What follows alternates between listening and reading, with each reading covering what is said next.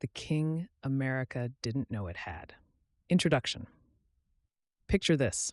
It's the 19th century, and a gentleman strolls through the streets of San Francisco, dressed to the nines, declaring himself Emperor of the United States.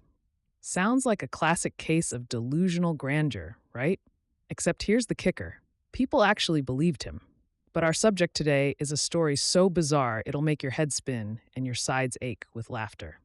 Joshua Abraham Norton, commonly known as Emperor Norton, is the kind of historical figure you'd expect from a Monty Python sketch, yet he was very real, and his self-proclaimed reign over America went uncontested, for the most part. Grab your popcorn, folks. This is going to be a wild ride through history where truth outstrips fiction in the most ludicrous way possible. Joshua Norton declares himself emperor. Believe it or not, a businessman who lost everything in a risky rice investment decided a logical next step was to declare himself Emperor Norton I of the United States. Following financial ruin in 1859, Joshua Norton strolled through the streets publishing proclamations as emperor. The real magic? People humored him. Norton became a celebrated local figure, proof that charisma and audacity sometimes trump actual qualifications. Norton's command for Congress dissolution. In one of his famous proclamations, Norton ordered the U.S. Congress be dissolved. Why? He believed they were corrupt, naturally. Most people brushed it off as the antics of a lovable eccentric, but some wished it had actually happen, proving people might lend an ear if just for the entertainment alone.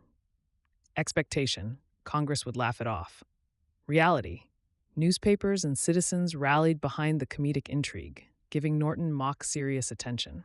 It's like thinking you're calling someone's bluff in poker, and instead, they lay down a royal flush of hilarity. And here's the twist. Even without real power, Norton's decrees were sometimes taken as festival events, a city-scale game of yes and...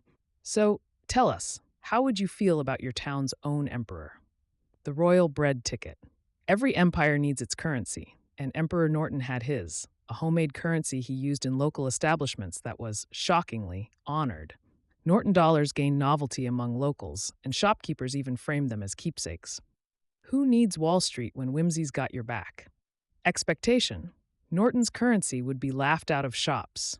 Reality: it gained collectible status, equal parts ridicule and reverence. Like accepting Monopoly money at a boardwalk seaside arcade, quirk reigns supreme.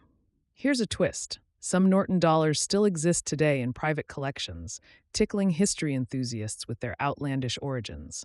Would you trade a real dollar for a slice of this oddity? Protective patrol along the royal path. As eccentric as he was, the community kept an eye out for their emperor.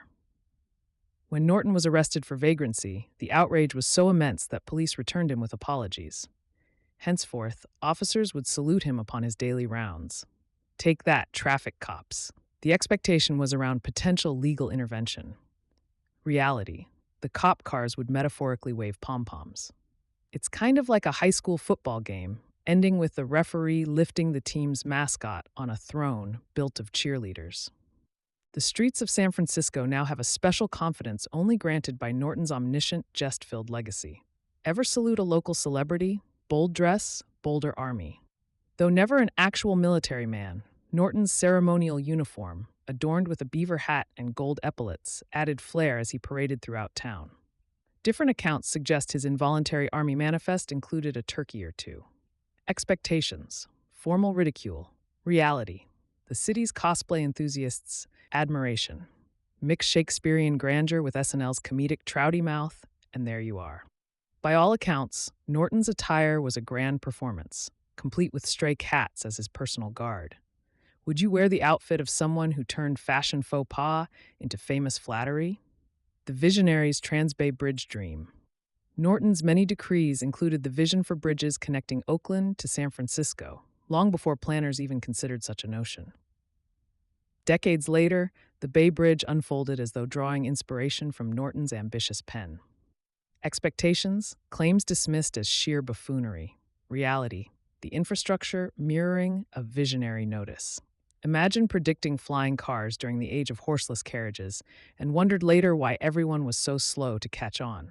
Locals still eye progress like Norton would have, optimistically, with a dash of hope that absurdity might just be brilliance in disguise.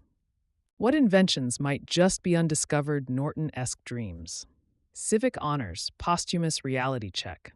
Upon his passing in 1880, 10,000 residents attended Norton's funeral, showing respect usually reserved for actual monarchs. San Francisco honored his puckish rule in death with renown sure to surprise nobility worldwide.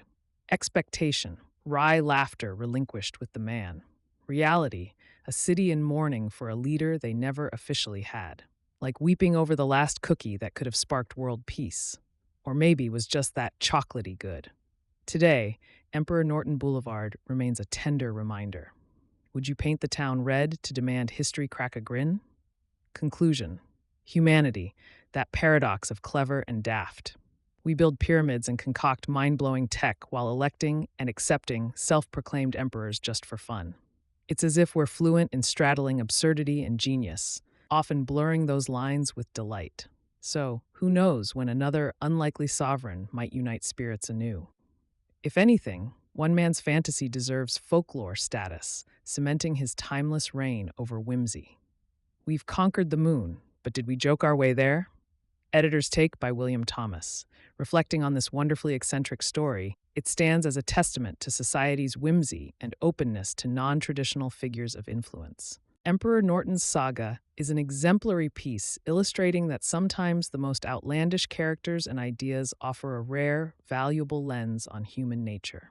A truly standout historical quirk, with lessons masked in jest.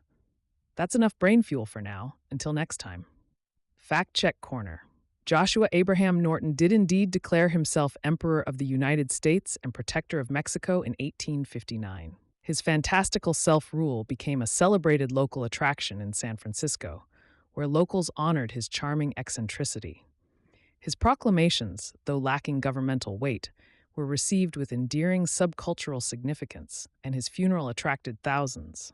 While Norton never held real power, his forward-thinking ideas notably appeared afterwards in policy-adjacent formats, like the Bay Bridge realization.